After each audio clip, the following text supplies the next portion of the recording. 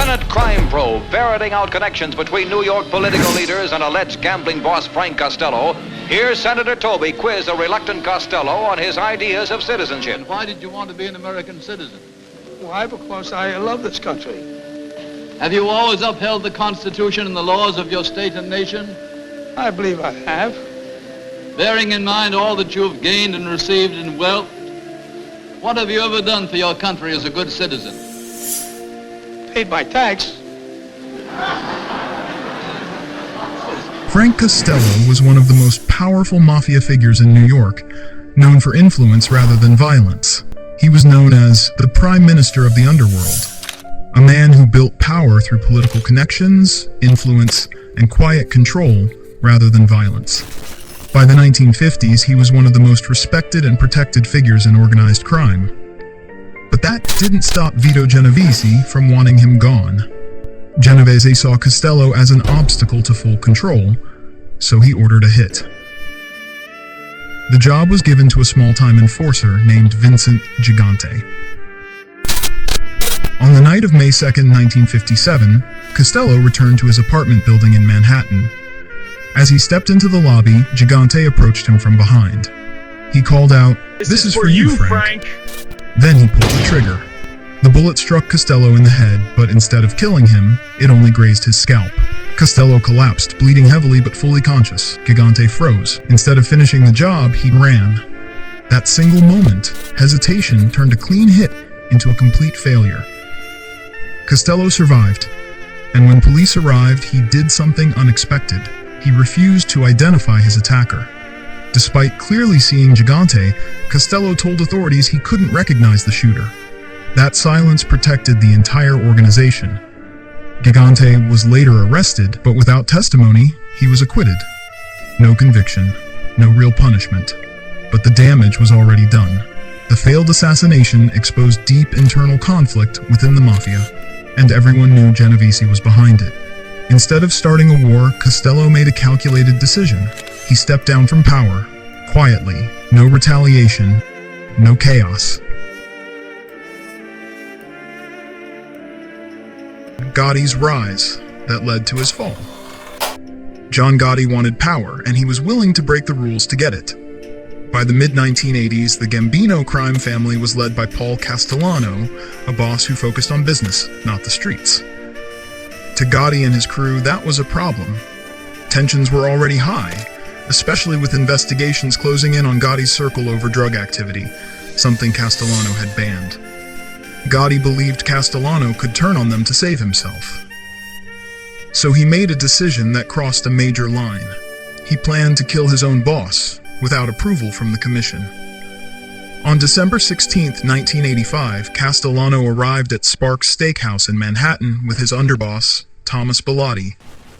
Within seconds, gunmen approached from multiple directions and opened fire. Both men were killed on the spot in a highly public execution. Gotti stood nearby, watching to make sure the hit was successful. And just like that, Castellano was gone. Gotti took over the Gambino family and became boss. At first, it looked like a perfect takeover, but the way he did it changed everything. The hit broke Mafia rules and created tension inside the organization. Not everyone supported him, and the public nature of the killing brought massive attention from law enforcement. The FBI made Gotti their top target. Surveillance increased. Wiretaps were placed. Cases were built. Gotti didn't stay quiet. He remained visible, confident, and increasingly careless. For a while, he avoided conviction, building a reputation as untouchable. But behind the scenes, pressure kept building.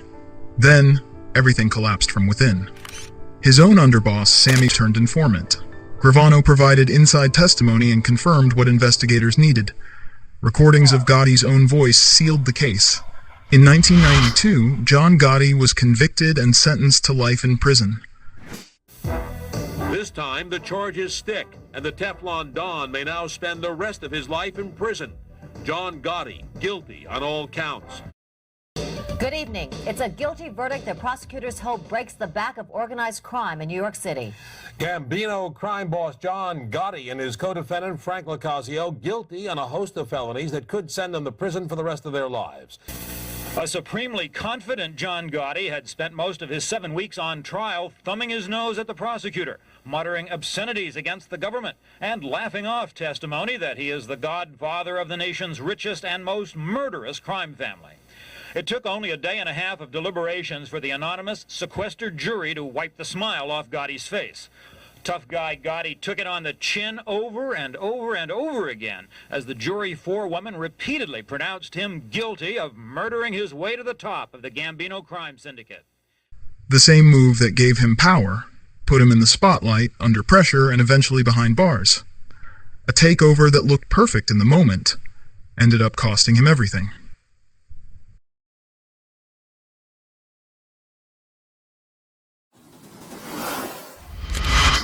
The Lufthansa heist that destroyed its own crew in 1978, a group connected to the Lucchese crime family pulled off what became one of the most famous robberies in American history. The target was the Lufthansa cargo terminal at JFK Airport in New York. Inside was millions of dollars in cash and valuables arriving from overseas. The mastermind behind the operation was associate Louis Werner, an airport worker drowning in gambling debt. He fed inside information to career criminal Jimmy Burke, who began planning the robbery. Burke assembled a crew and organized the entire operation carefully. In the early morning hours of December 11th, masked gunmen entered the cargo building, restrained workers, and took control of the terminal. The robbery was smooth, fast, and shockingly efficient. The crew escaped with around $5 million in cash and nearly $1 million more in jewelry, worth far more today.